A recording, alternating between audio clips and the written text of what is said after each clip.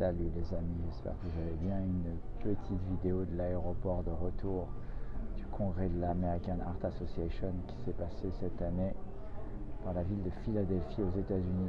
Une ville importante pour l'histoire américaine puisque la Constitution, il y a plus de 2 ans, plus de 2 siècles, avait été signée là-bas. Alors, hormis l'histoire, le congrès de la HA 2019 entrera dans l'histoire avec une étude qui s'appelle Colcott, qui a largement été médiatisée dans les réseaux sociaux. C'est une étude coordonnée par Jean-Claude Tardif, un Canadien, où ils ont randomisé près de 4700 patients en post-infarctus, et qui étaient à moins de 30 jours de leur infarctus, entre un traitement par colchicine, un bon vieux médicament 0,5 mg et un placebo avec un critère primaire qui est le délai de survenue d'un décès cardiovasculaire, d'un infarctus, d'un arrêt cardiaque, d'un AVC ou d'une revascularisation urgente, largement significative avec une diminution de 23% du critère primaire, que ce soit en intention de traiter ou en analyse par protocole. Il n'a pas été noté d'augmentation significative des événements indésirables graves, comme événements qui sont plus fréquents sous colchicine. On note des nausées, des flatulences, mais également un tout petit peu plus de pneumonie, 0,9,04%. Donc un médicament très bien toléré et très tentant de l'utiliser, notamment dans l'hypothèse inflammatoire de l'athérosclérose. Dans la phase aiguë d'un syndrome coronaire, après un syndrome coronaire aigu, il y a une inflammation qui est activée, et que peut-être ce traitement anti-inflammatoire pourrait être bénéfique. C'est publié dans le New England, les amis. Deuxième étude ischémia.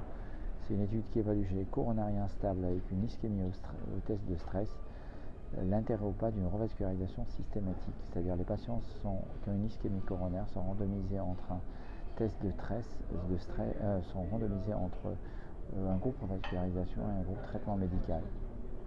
Dans le groupe dans le groupe revascularisation, on va essayer de revasculariser par toutes les méthodes possibles, essentiellement par angioplastie. En groupe traitement médical, on ne le revascularise que si on ne s'en sort pas sous traitement médical. Critères primaires, décès cardiovasculaire, hospitalisation pour un jour instable, insuffisance cardiaque, arrêt cardiaque. Il a été randomisé près de 5200 patients, qui sont en gros des patients de 65 ans d'âge moyen, qui ont dans 50% des cas une ischémie sévère et dans 35% des cas une ischémie modérée. C'est des patients plutôt bien traités. Et donc, dans le groupe invasif, ils ont une coronarographie dans près de 90% des cas, une revascularisation de près de 75% des cas. Et dans le groupe conventionnel, ils ont un taux de coronarographie au début, dans le premier mois, d'environ 9%, mais environ près de 30% des patients qui vont finir, environ 25% des patients vont finir par être revascularisés, du fait d'une indication formelle à être revascularisés. Et le résultat, pas de différence entre les deux bras. En gros, cela remet en cause l'intérêt de la revascularisation, l'intérêt de la recherche d'ischémie systématique chez les patients stables. Autre étude tirée du registre France TAVI qui compare dans le cadre d'un registre les deux types de prothèses qu'on a, c'est-à-dire la prothèse en TAVI auto-expandable métronique à la prothèse complètement déjà qui non est auto-expandable, qui est celle d'Edwards. L'objectif c'était de comparer les deux bras et de voir s'il y avait quelque chose qui ressortait. Il y a plus de 12 000 patients, c'est bien sûr pas une étude randomisée. Et il y a deux critères sur lesquels la prothèse auto-expandable métronique fait moins bien, qui est les revascularisations, les fuites valvulaires qui étaient plus importantes, et également la mortalité à 2 ans était également plus importante dans le groupe prothèse auto-expandable. Ça fait circulation, c'est plus linéaire circulation. Une autre étude très intéressante, c'est une étude coréenne, petite étude, mais qui fait quand même à New England, qui s'appelle l'étude Recovery. Et dans l'étude Recovery, cette équipe coréenne prend des patients qui ont un rétrécissement aortique sévère, c'est-à-dire une surface inférieure à 0,75 cm² et des vitesses à plus de 4,5 mètres secondes et un gradient à plus de 50 mm de mercure. Et il les randomise entre une chirurgie précoce, alors qu'ils sont censés être asymptomatiques, et le traitement conventionnel. Alors, on ne sait pas vraiment s'ils étaient franchement asymptomatiques ou pas, mais en tout cas c'est ce qui est déclaré qu'ils sont asymptomatiques. Critères primaires, mortalité opératoire et décès cardiovasculaire. Toute petite étude, 73 patients dans chaque groupe, qui fait quand même à New England, chez les patients d'âge moyen 60 ans, très très bien traités dans l'ensemble. C'est-à-dire en gros ils ont une mortalité opératoire égale à 0.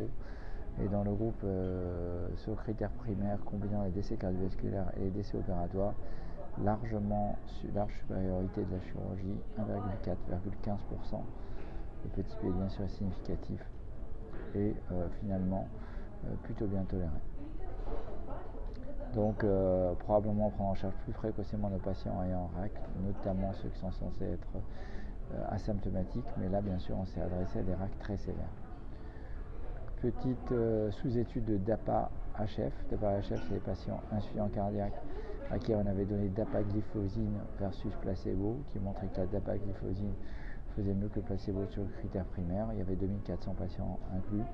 Et là, à la HA, ils ont présenté les résultats du groupe sans diabète sur ce critère primaire, décès cardiovasculaire, hospitalisation pour insuffisance cardiaque ou hospitalisation pour insuffisance cardiaque urgente.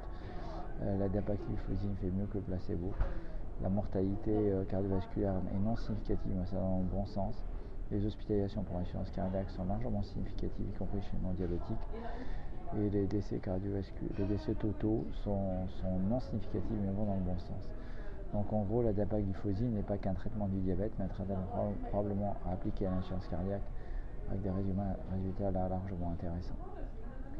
Donc, message clé de la HA, c'est Colcott quand même avec un médicament simple qui est la colchicine dans un coronaire aigu. Autre message clé, faire de la recherche d'ischémie systématique paraît moins intéressant. Il faudra peut-être discuter plutôt de faire des coroscanners chez ces patients-là. Ça intéressera nos amis radiologues et coronarographistes qui font du coroscanner. Et puis finalement, le RAC, il faut le prendre en charge plus précocement. Ici, c'était de la chirurgie, mais on attendra les études avec le TAVI. Voilà, j'espère que cette vidéo vous a intéressé. Comme à l'habitude, merci de la liker, de la partager. Et à très très bientôt. Ciao, ciao.